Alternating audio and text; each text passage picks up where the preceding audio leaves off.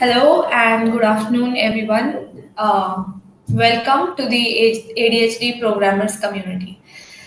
If you think the last few sessions were fun and you had a good time understanding about ADHD and tech, I am excited to actually tell you a good news that today's topic is even more fun. So, if you don't already know, this community is led by Sayan Mukherjee, and I've introduced him a couple of times, and you by now must know what Sayan does and how cool he is and the kind of insights he'll give you through the session. But I'll still give a short introduction. Sayan is a solutions lead at Adobe, ex-GE, Google Hotstar, and a DTU graduate. Actually, there's a lot more, but we try to keep it short because you come every time you get the same introduction. So, hi Sayan, and welcome to another session. So I think every time we give the same introduction, this time I just want to add a little bit of flavor to myself. I'm beyond my job and jobs, and God knows I've changed enough jobs in the last 15 odd years of my experience. I am a dog dad. I'm a proud dog dad. I have four dogs, and all of them are rescues. So my wife and I, we do not believe in buying dogs because like they are beings, right? So you can't commodify a being. So for us, buying a dog or a cat is the same as slavery, where you are buying and selling human beings or like beings in this sense. So all of our dogs are rescues, and three of them are desis. One of them is a Dachshund who was born to my like wife's house. His mother was rescued from a puppy mill. So Wow. yeah, we have quite the busy family. So guys, if I do this or like this, my wife is not at home, so all the babies are with me. And yeah, it gets hairy a little bit, when all of them start fighting or they have these arguments with all these other dogs in the street. So we've made friends with the dogs in the street, but our dogs have very different views on those matters. So that's one more thing about me. I'm a proud dog dad. And a little bit about my wife. Interesting. So she is actually the most educated person in our family. She has, I think, she has 7 years of education, two master's degrees, one bachelor's degree. I don't have. So she's a master's in wildlife and a master's in psychology, which my friends told her that they actually help her in our relationship because wildlife and psychology. So yeah, so that's, but yeah, jokes apart, I'm really excited about today's session because it's about some of my favorite topics, which is generative AI. So I'm obsessed with generative AI. I work with AI in my day job at Adobe, and yeah, AI is it's the future. It's going to change the world. But yeah, we have to be responsible about it. And yeah, we'll talk about it. And I'm looking forward to all your questions. I've prepared some stuff, Victoria, as you know. And yeah, today I'm like really ready. And at the end of the session, I think today or whenever we have handouts for you, where whatever we are going to talk about today, we are going to send you some like tips, some do's and don'ts, some tools that should help anybody, not just ADHD people, not just programmers, go ahead with their lives with AI in it.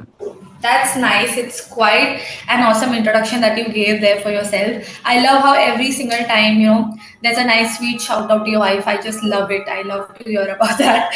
And also about your dog. That was very sweet. Okay, you're right, Sayan. AI is the current and recent buzz of the world, and there are so many opinions and perspectives. But I think one topic that we've definitely not touched upon so far is AI in the world of ADHD programmers, and I'm so interested to just find out how you really go about that because I have genuinely never heard or been educated much about that. So for the people, this is a very great opportunity for you to learn some new things as science spreads some more awareness on this topic. So without further ado, I'll just quickly jump on my first question. How can generative AI assist ADHD programmers in managing their workflow? I think this is very interesting. I would love to hear your answer. Absolutely.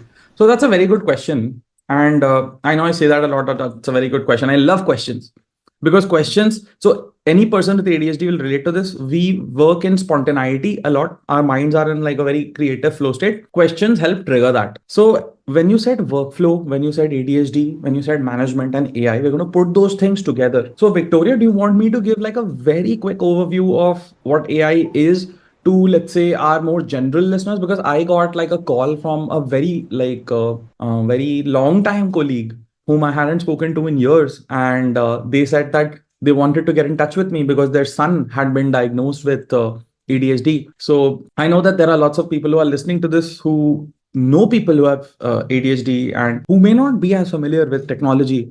They might know ADHD developers, but they might not be developers themselves. So if you think this makes sense, I'll give a very brief intro on AI, what it is beyond the jargon, beyond. I'm not going to talk about like any jargon. I'm not going to promote any tools here, but if it makes sense. For sure, go ahead. Would love that. All right. So AI, when we are referring to AI, we're referring to artificial intelligence, etc., etc. I want us to think of it as a very like a thought experiment. Okay. So I want us to think of AI when we are going to talk about AI throughout this entire session. I want us to think of AI like if you have watched Dexter's Lab. For the people who have watched Dexter's Lab as a kid, you might remember Dexter talking to his computer, right? Like, computer, give me a list of all these things, right? So similarly, AI is this extremely clever, extremely intelligent assistant. That's like somebody extremely smart who knows a lot, but they don't have the capability to think for themselves. Yeah, so think of AI as this really clever friend, okay, who or like a really precocious child, like an 8 9 year old child who reads a lot, who knows a lot, but doesn't really understand a lot of what they read. Like, I used to read a lot as a child, and a lot of what I read I understood years later, right? Because I read a lot of the classics as a child, like Charles Dickens and all of that, but I understood a lot of that much later. Like, understanding and reading a story is not the same as feeling that story. Like, you can read Tale of Two Cities, you can read it, but you don't feel it. I know I'm getting a bit off topic, and yes, this is a very ADHD thing to do, but so in short, AI knows a lot, but AI doesn't have any wisdom, it doesn't have any knowledge. So you can use it as a friend who can advise you to get you started. So now, generative AI, ADHD, programmers, workflow. One of the biggest challenges. There are three major challenges that at least I, as an ADHD and as a programmer, face. One is task management. The second is like things like getting started, right? And the fourth is the third is getting reminders, like when I have to complete, when I have to do my work and stuff like that. So this is where I can help. Like, for example, I get a project. Like, suppose I get into a meeting and we decide that, okay, these are the modifications we are going to do on, let's say, these things. So when I get home, before AI, what used to happen was I would be like, oh, okay, this is just like a 4 hour effort for me, because see, as ADHD, we have this thing called hyper focus. We discussed it last time, right?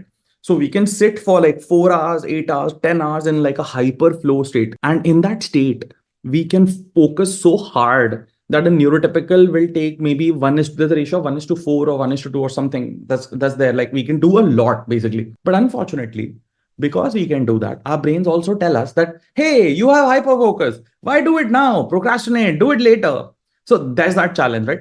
So what AI helps me do is, if you remember last time we discussed the 10% rule, which is just get started with 10%. So AI makes that 10% a 1%, because what I have to do is, so I come back, I can use voice chat with ChatGPT. I can any AI, basically any sort of generative AI that has been trained on like code generation, or that has been trained on general principles.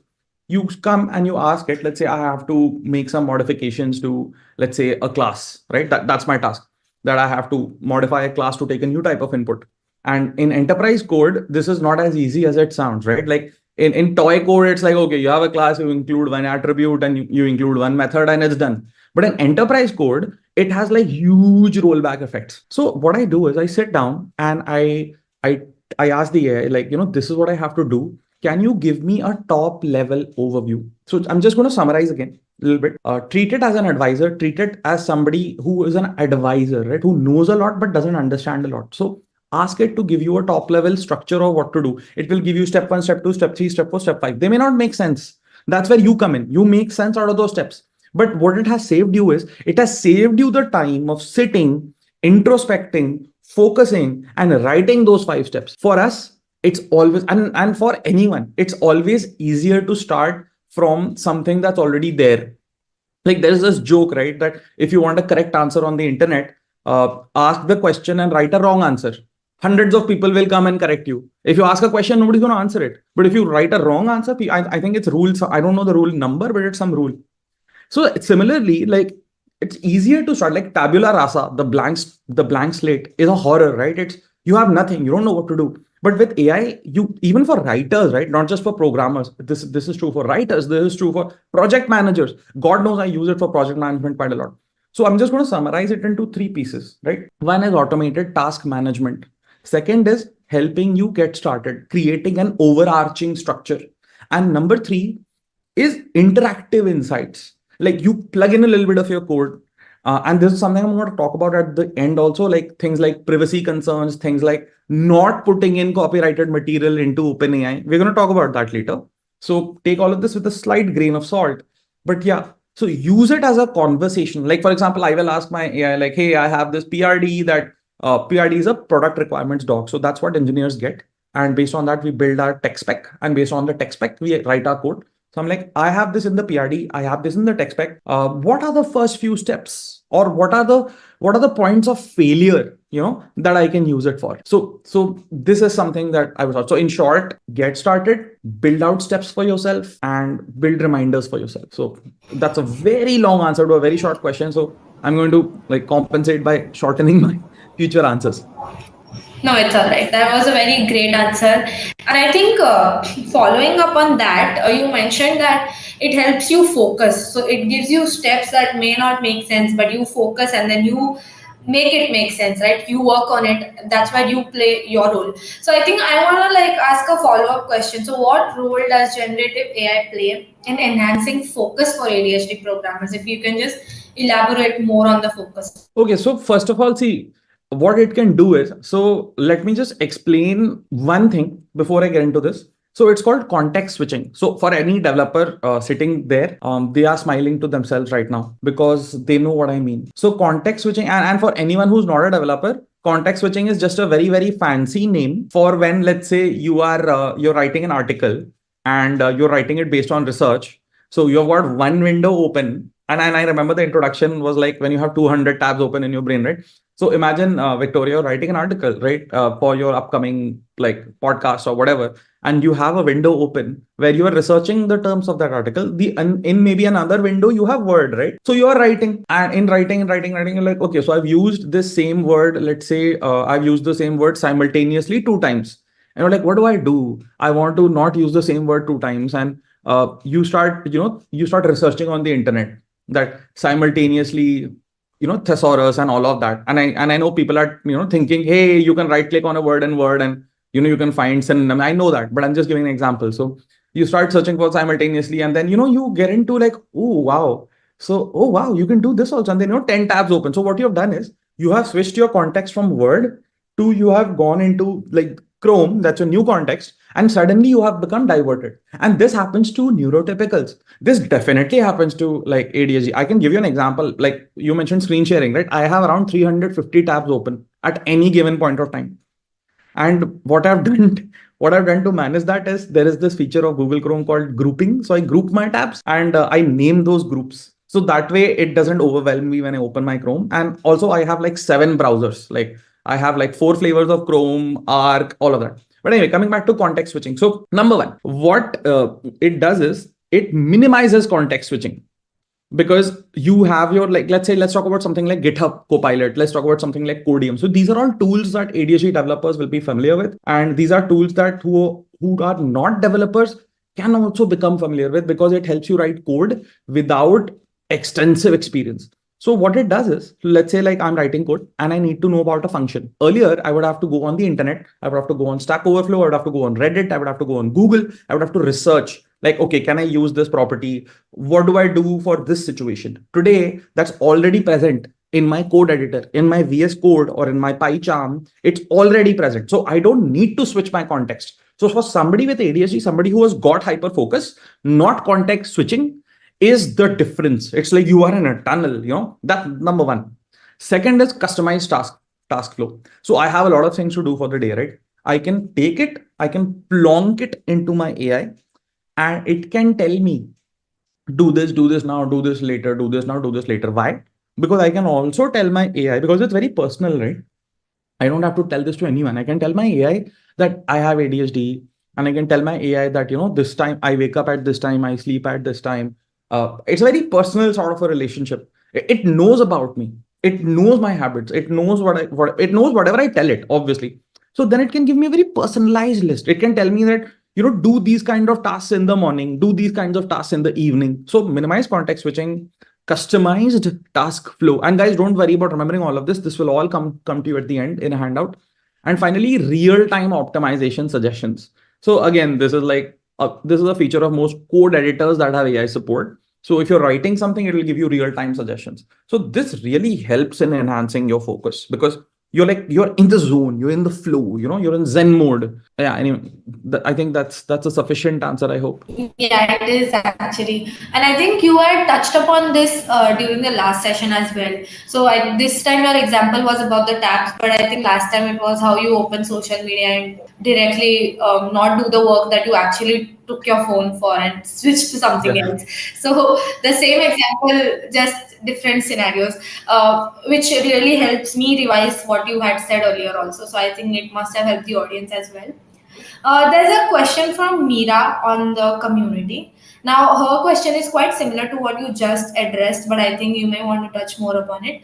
How can AI assist in creating personalized schedules and reminders to help manage daily tasks for someone with ADHD? Excellent. Thank you for asking this question, Meera, and I hope you're having a great day. So, I will answer this question, and in short, and if we get enough questions like this, Victoria, we can continue this AI session where I can share my screen next week, and people can, I mean, next week, next session, and people can just hit me with questions, and I can sort of do it on ChatGPT. So, it will be sort of so I take sessions on ChatGPT, I take sessions on prompt engineering. So, it will sort of be a way to like give people Right. prompt engineering course for free. Like usually I Mhm. charge money for it, but this way it'll be a way for a lot of people to get empowered and learn how to do it for free. So okay, Mira, what I do is I will tell ChatGPT, if let's say ChatGPT is the AI that I'm using. You can use any AI.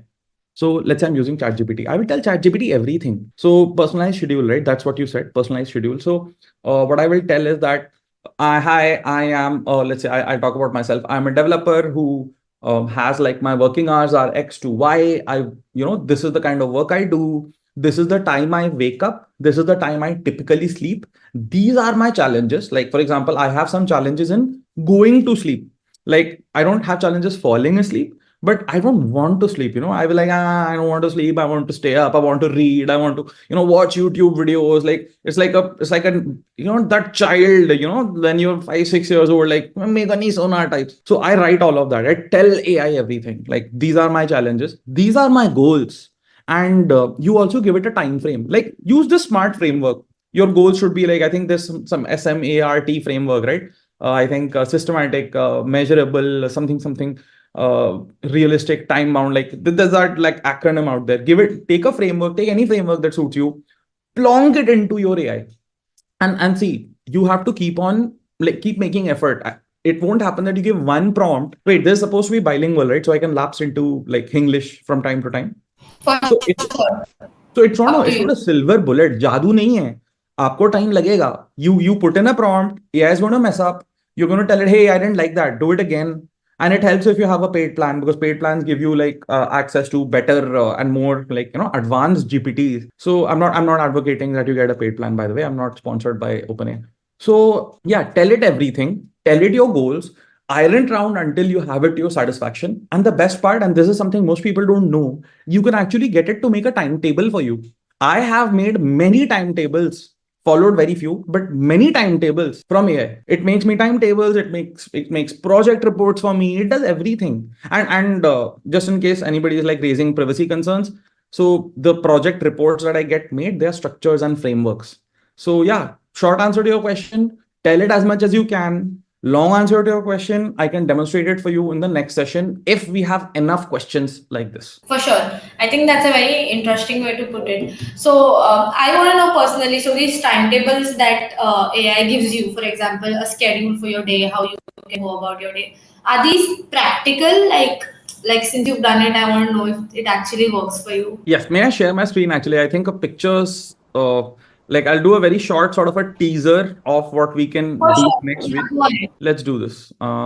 Very quickly. We don't want it to sort of degenerate into like a massive screen share session. Okay. So I wake up at 12 p.m. and sleep at 3 a.m. Sorry, guys, that's my routine. I wake up at 12 p.m. and 3 a.m. I need a routine that incorporates, let's say, 20 minutes of exercise in 10-minute intervals throughout the day. Okay, let's make it more ambitious. Let's put it in 30 minutes throughout the day. Okay, then tell it something like, please make sure that you follow the, let me just use my normal keyboard, follow the health practices such as not exercising too late and too close to sleep time, right? Simple. Now, output this in a table. And finally, this is what I always like to do. Ask questions if you have any doubts. So things with like AI and ChatGPT is like a capitalized thing is more important than non-capitalized. Then again, in the next session, we can cover things like, custom instructions. And so I know this looks like gibberish, but this is actually saving me a lot of money. So you might see we only have 1500 tokens here, but I'm using only 681. I'm giving it a lot of instructions. So this is just a sneak peek for what we can do next time. And yeah, so ask questions if you have any doubts. Output this in a table, okay? So this is my problem statement. I've kept it very simple. Let's see what we get. And Mira, thank you for your wonderful question. This should give you something. See, it's designing this table for you. See, amazing, right? It's given me like 830 to 840. Now I am, let's say I'm 34 years old and do not like cardio. Can you suggest some good exercises that help my heart, right? I can even tell it stuff like you can actually stop it midway and you can like but I just realized that, hey, I can tell it something. I have a treadmill. Okay. I also like yoga. Okay. Modify the table to include some, see, I'm writing specific in capital, specific exercises. Okay, this is the last. Okay, we'll go back to the stream after this. Just look at it responding to feedback. This is the power of AI. That it's there's a very famous book by Nick Bostrom. Victoria, we can write it down. It's called Super Intelligence. So unfortunately, I haven't unpacked my books. So I can't just, pull it out and show it to people. Hopefully I can do that next time. But it's a very, very good book. Look, so Mira, if you're watching, if you have the opportunity to watch, I hope you see that they've given me these time slots. And see, a brisk walk on the treadmill at a comfortable pace inclines head to 2 to 3% for a slight challenge. So it knows that I don't like cardio, which is why it gave me an incline and it gave me a brisk walk, not a run. Because incline means strength and it gave me a brisk walk, right? So it gave me poses like cat cow, downward dog, and child pose, right? So child pose is Ananda Balasana and all of these like poses. So squats, lunges, and planks. So brilliant. You see, it gave me everything I wanted. And this was, I mean, I gave it very simple prompts because I'm used to this. But yeah, it messes up quite a lot. But yeah, I'm going to stop sharing now. I hope that was useful. I hope that was a good sneak peek for those who are interested. That was wonderful, actually. A lot of people in the community found it very interesting. You can go back and see that later. Okay, there is a question from Jignesh. So now that, basically his question means that now that we've understood that AI technologies help people with ADHD, Jignesh wants to know if there are any specific AI technologies that have shown promise in assisting individuals with ADHD. So if you can just mention a couple of specific AI technologies, that would be nice. That's such a, like, it almost feels like and I didn't load this question. It's such a wonderful question. And so fortunately or unfortunately, I will share my screen again because I will show you some magic this time. So guys, there is this feature in, if you have paid chat GPT, and there is this feature called custom GPTs. I think there is a way to get custom GPTs without paying for it, but So this is a custom GPT designed by Dr. Andrew Huberman. So who is one of the world's authorities on ADHD, on neurological disorders. So I think he himself had some form of ADHD or something similar. He had a very troubled childhood. He was a very problematic teenager. He was in the correction system. And today he's one of the world's foremost researchers in Stanford University. So just reading about Dr. Andrew Huberman will inspire you.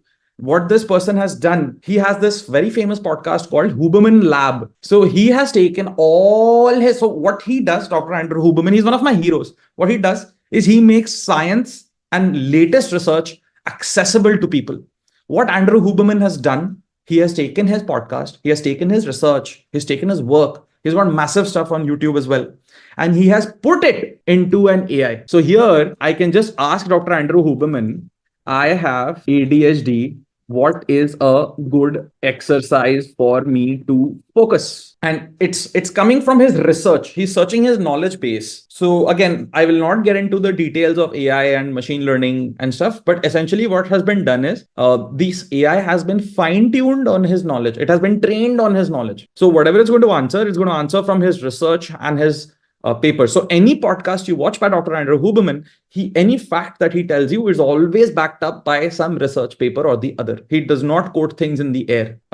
Excellent. So this is from one of his blogs where he says that just doing a 13 to 17 minutes of focused meditation where you're focusing on your breath just once in your entire life will help you. So this is coming from that. So brilliant question. So this is the power of AI, right? It can even bring back like a lot of scientists like Albert Einstein to life, hopefully in the near future. It will bring their consciousnesses back to life. But yeah, I hope, Jignesh, that this excited you and this gave you hope. And again, like get in touch with me separately if you want to focus more into how to use AI and GPT. That is so interesting, Sayan. I would like to say that this is the first time that I have understood that there is a system like that on AI. Now, who would have ever known that people who, like, like you mentioned, all his research is put into an AI, and then whatever you ask is actually. So my question was going to be that how do you really just trust like the kind of exercises that AI can give you, or let's say the nutrition at random. So I like sports, so if I ask AI, recommend some good meals for me, and then I find out that okay, that was not really it. So for me the trust factor was a problem, but I think if people are using AI so nicely and their researches are put into like open AI, that is a very great way to help people, and this is a very effective way of using AI, which I think is amazing. Thank you for enlightening us. Based on this, I think that was interesting, extremely interesting. People on the community have also appreciated that a lot. Okay, there's a question from Jill. Have you noticed any unique strengths or advantages that you believe come with having ADHD as a programmer? Interesting. Yes. So there is this, I mentioned this book a lot. It's called The ADHD Superpower. And Yeah, you mentioned it. I did Right. mention it. Yeah. So some advantages, see, hyper focus, that's one. Then there is this thing, okay, so this is going to get a little bit technical. There is this thing called comorbidity. So comorbidity is essentially if you have ADHD, you might also have these conditions. So like in my case, I have some comorbidity with OCD traits. I don't have OCD, just to be clear. I have some OCD traits. Okay. So for me, because I got diagnosed with ADHD as an adult. As a kid, I was just that naughty kid, that shaitan bacha. I was an outstanding student, as I mentioned before. I used to spend most of my time outside class, standing outside class. So no, that is seriously true. Like college, school, nothing really changed, and it's just later on in life I felt so sad, that I wish like India, like I'm old, right? I was born in 1990, so at that time all of these things didn't exist, like sensitivity therapy, all of this. So it was my wife actually who helped me arrive at this diagnosis, and that changed my life. So she's also a therapist actually. So what happens is discovering yourself, right? So this is going to be a very philosophical answer, and I'm sorry in advance. Is it Jean, your name? Jean? Jean? Jeel. Jeel. Jeel. Okay, hi Jeel. So there's going to be a slightly philosophical answer. And I mean, as much as I hate to quote this, but when God closes a door, he opens a window and stuff like that, right? So everything has, so in mathematics, we call this thing, or statistics, we call this thing a trade-off. So whenever you make a decision theory, right? You make a decision, right? You trade something for something else. And historically, if you look at the evolution of ADHD, so, and I know there have been like these, there are some opinions that call it the hunter-gatherer gene. So, in a distribution, all of these things were survival traits, which is why we have survived so long, right? So yes, there are benefits, and yes, I know it sounds like I'm just beating around the bush. So I'll get into it. So ADHD has some major advantages, which is like hyperfocus. In my case, my OCD comorbidity, give OCD trait comorbidity gives me this. It's far easier for me to check every box. Like for example, when you give medicines to the dogs or food to the dogs, my wife makes me do it because she knows that I will keep powdering the medicine until every grain is absolutely fine. Things like that. And I don't mind it. It's not that I'm obsessed with it. It's not that I can't stop myself. It's just something I have. Like I will do it very nicely. Like I will do it until it's done. Similarly with like my presentations, even if I'm writing an email, it will be extremely well formatted. It will have like, H1, H2, bullet points, all of that. And I'm not like, I'm not praising myself here. I'm just saying it's something that comes from my OCD comorbidity along coupled with my ADHD hyperfocus. So that's a trade-off. You get hyperfocus. The other thing that you get is you get dispersed attention, which is that, like, for example, when I'm driving, my attention is completely dispersed. So a lot of ADHDs have difficulty in driving. So don't take this as like medical advice.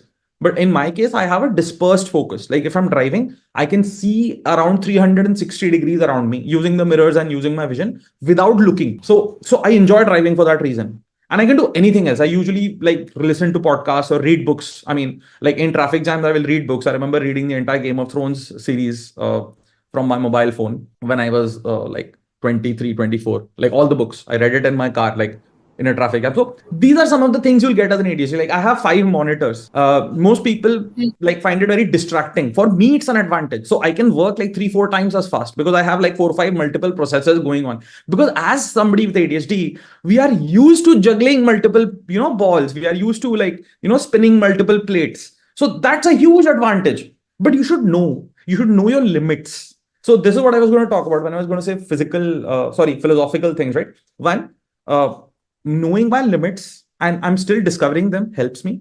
Like, for example, I can hyperfocus 8 hours, like get my project done. But the next 2, 3 days, I'm going to be like absolutely like a wrung out sponge. I won't be able to like function properly. So what I did was I formed a very good relationship with my managers. I shouted out to them last meeting as well.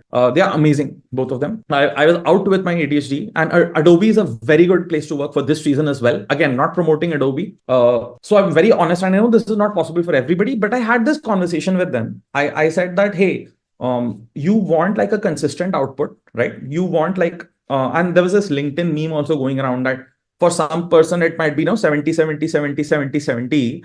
For somebody else, it might be, 120, 80, 30, 50. So you have to find your curve. You have to know your limitations. Based on your limitations, you have to assign your priorities. Based on your limitations and priorities, you have to form your goals. So this is what I'm discovering. And I'm not giving any gyan. I'm just sharing what I am trying to do at the ripe old age of 34. I wish I had known this 10 years ago. And for any of the younger listeners, I really sincerely hope, and I've noticed that Gen Z is way smarter than at least my generation. Way, way smarter. You're more sensitive, you're more exposed, you're more aware. I'm sure that you're already doing this yourself. So, Jil, I hope I'm pronouncing it correctly. Thank you for your wonderful question. Sorry for the extremely long and rambling answer, but I hope this helps in some way. Otherwise, feel free to get in touch with me.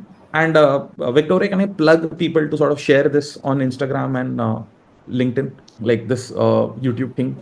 I can plug, right? We'll You'll plug? discuss about that. Yeah. Sure, sure. All right. So if you find it useful, Yeah. please Yeah. tell people about it.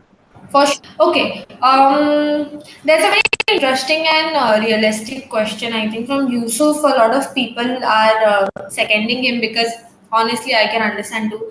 Any advice you would offer to fellow programmers or people struggling with ADHD who might be hesitant to embrace AI solutions? Yeah, because I think the so you've been trying. You said that you will talk about the privacy concerns, so maybe it's time that you. Okay, so Yusuf, you're a developer. I have a very developer-centric answer for you. Use local LLMs. So I use a local LLM for my personal stuff.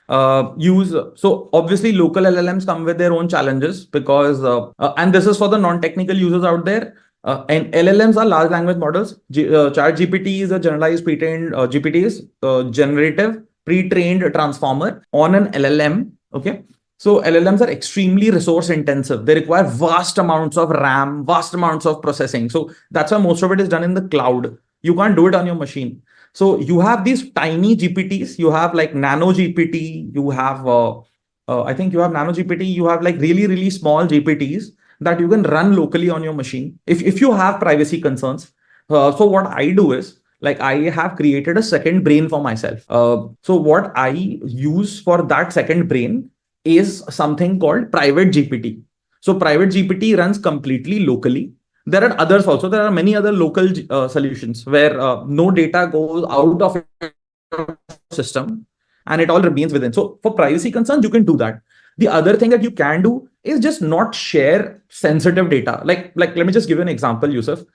My telling, and this is different for everybody. My telling ChatGPT that I have ADHD and I sleep at 3 or whatever. For me, that is not an issue. For me, it might be for somebody else. And I know this might be interpreted as sensitive data because it's health and habit data, and health and habit data is commercialized by a lot of marketers. So I know the arguments that will come for this. So yeah, be comfortable, be where you are comfortable. And if you're not comfortable, you will have to take a different path. You will have to go for like different solutions. Like I mentioned, private GPT is a solution. The smaller GPTs are solutions that you can run locally. I think those are the currently available solutions that I know of. I can research and find out more if you like. Okay, that's a very nice and helpful. I'm pretty sure that he must have understood what he can opt for if there's a trust. Question from Zishan. I think I would love to know that as well. Dealing with distraction is a common struggle. And how do you manage distractions in your work environment? This applies to, I think, all of us. So it All of would be us. nice. All of us. It's a very general answer that I'm going to give. And look, I'm a very distracted person. Let me tell you very, very frankly. And in a week, I have maybe 2 productive days. And just like anyone who's at a mid senior level in their career, I spend at least 70-75% of my time in meetings. Like, I sometimes I think I spend 6 hours in meetings. So what happens to me after meetings is my brain just dissolves. I can't do anything after that. So that's one level of that's something that I call a systemic distraction. Then there are other types of distractions which we can call, let's say, anomalous distractions. Let's classify. So we are not going to talk about systemic distractions because I cannot not go to meetings. Anomalous distraction. So what I've done is I'll show you my setup next time. I have like 1, 2, 3 monitors here. My main Mac monitor is here, system monitor, and I have a tablet here that is running on sidecar. So I know, I think we are like we are going close to time, right? So I'll keep this short. We're good. Okay. So what I do is I have classified my monitors in terms of, and this is again my method in terms of functionality. So my Max monitor is my smallest monitor. That is my distraction monitor. So it will have my Slack, it will have my Teams, it will have my WhatsApp, it will have my email, it will have my Spotify, it will have these 5, 6 things open. Okay. And it will have, let's say, like my note taking app, like Sublime Text. I use a plain text editor for note taking because a plain text is again minimize distraction, minimizes the stimulus, like ADHD, like stimulus is like a two-way, double-edged sword. We are understimulated, so we seek stimulation, but the wrong kind of stimulus forces us the wrong way. So these 5 things are open on my monitor, right? So in the Mac, you can just do this, right? And even in Windows. So if I don't want to be distracted, I go into silent mode. I keep only Sublime Text here, and I just so my eyes are like this, so I look like this here. If I want to take notes, I will write. And otherwise, now this is my main monitor. If I'm coding, this will be where my code editor is. My left monitor is my reference monitor. So whenever I look to the left, and this is just my own arbitrary whatever. Left is my, wherever I'm looking at documentation, I'm researching on the internet. My right monitor is, so this is my creative monitor, this is my quantitative monitor. So anything creative like research or drawing, uh, I don't know, diagrams, planning, all of it goes here.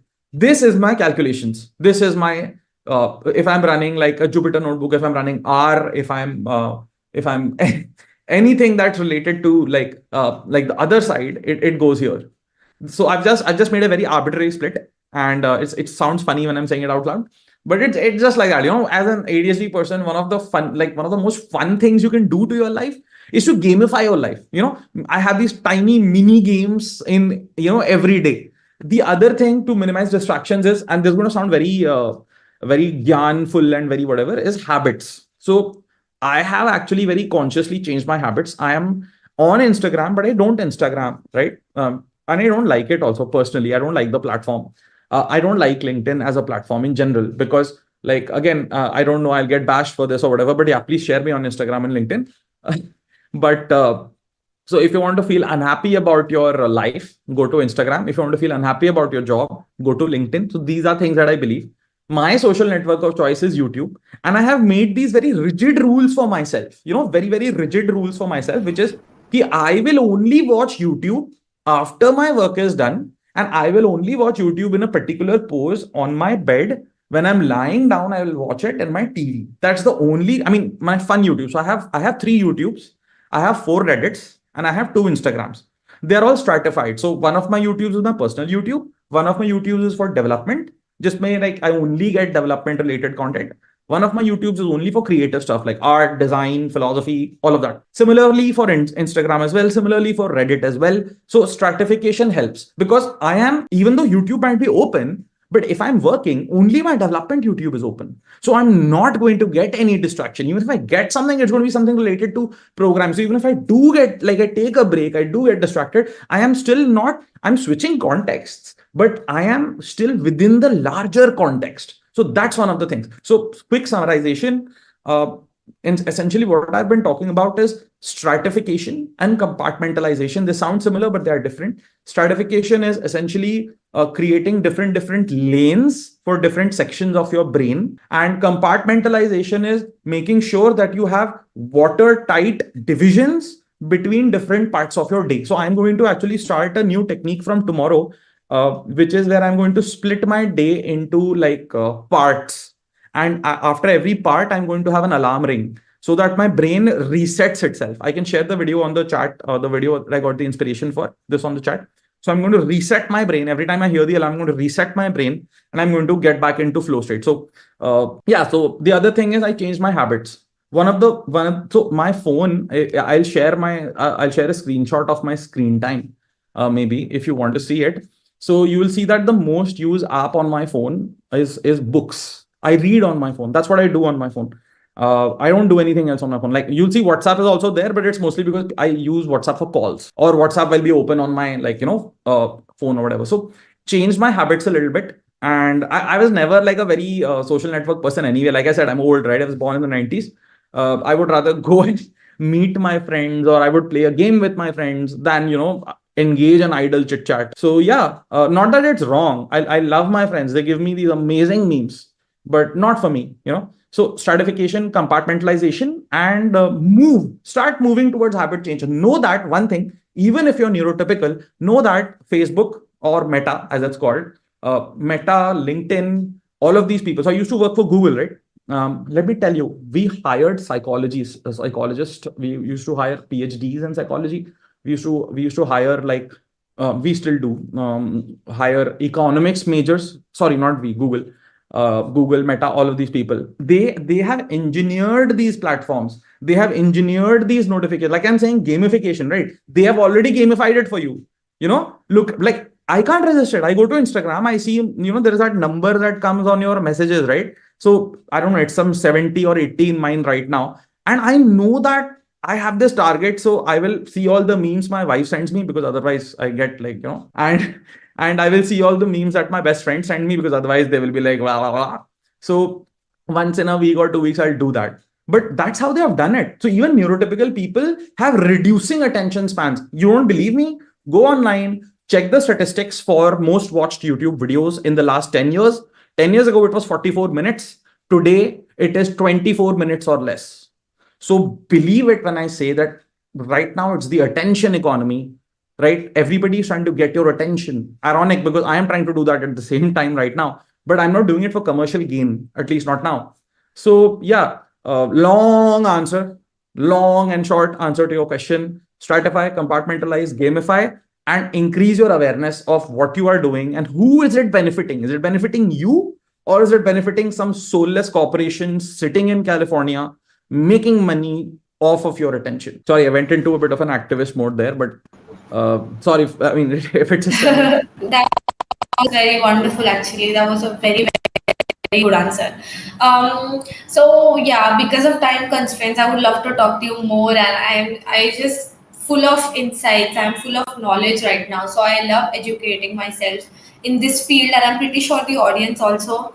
Like I said, AI is the recent buzz of the world, and it's the most common thing that people are discussing. There are pros, there are cons, but one topic that has not been touched upon was this, and I think it was wonderful to see how, as an ADHD programmer, you use AI for your benefit and how we can smartly use it. So I think that was wonderful, Sayan.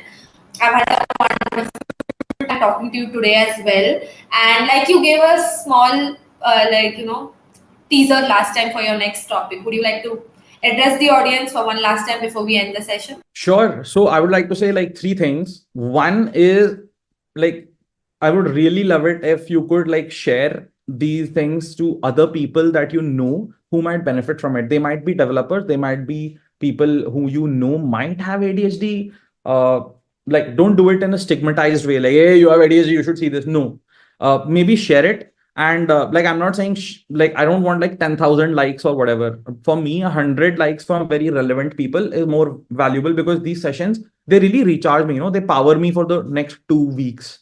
The second thing I would like to say is please get in touch on the group and tell me what you would like to see next time. If you found the prompt engineering bit interesting, we can actually have like a breakaway session that's not part of this cadence, that is only prompt engineering, where maybe you send like whatever, you send X number of use cases. We cherry pick maybe top 3, top 5 use cases and have like a short session on how to prompt engineer, and we can like marry that back into an infographic for our ADHD session. Finally, I want to say thank you for the participation, and I really appreciate all of you people coming and listening to an ordinary person like me talking about their like challenges and like sharing their point of view. I know there are a lot of talking heads on television and the internet today, and I never thought I would get the opportunity to be one of them. But all I want to do is just share my journey. My intent is that when I was young, I had nobody to guide me, nobody at all. I actually went to therapy using my first salary. My first salary that came, I used it to go to therapy. And unfortunately, that therapist was not great. So this thing happens, like it takes a long time before you find the right therapist for you, the right approach for you. And I've had some major struggles in my life. I can share some of them later if on a one-to-one basis if people are interested. But so ADHD is not the only issue I've had. So I want to make sure that nobody else suffers as much as I have, to the extent that I can influence it. That's all. Like I'm not like speaking from some like messiah complex or like narcissistic point of view, but it's like I have fallen, I have stumbled on these rocks.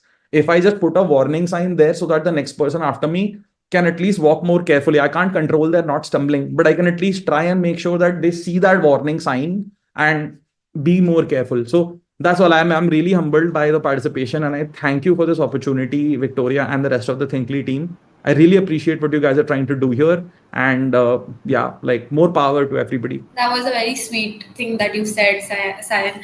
And I'm glad that you are spreading this awareness based on your experience and your kind of knowledge that you've gotten throughout your journey. So I am very thankful that you're here. And thank you to the audience for actually engaging so much today and coming up with very interesting questions that have helped Sayan to address them and just give us all the insight that he has.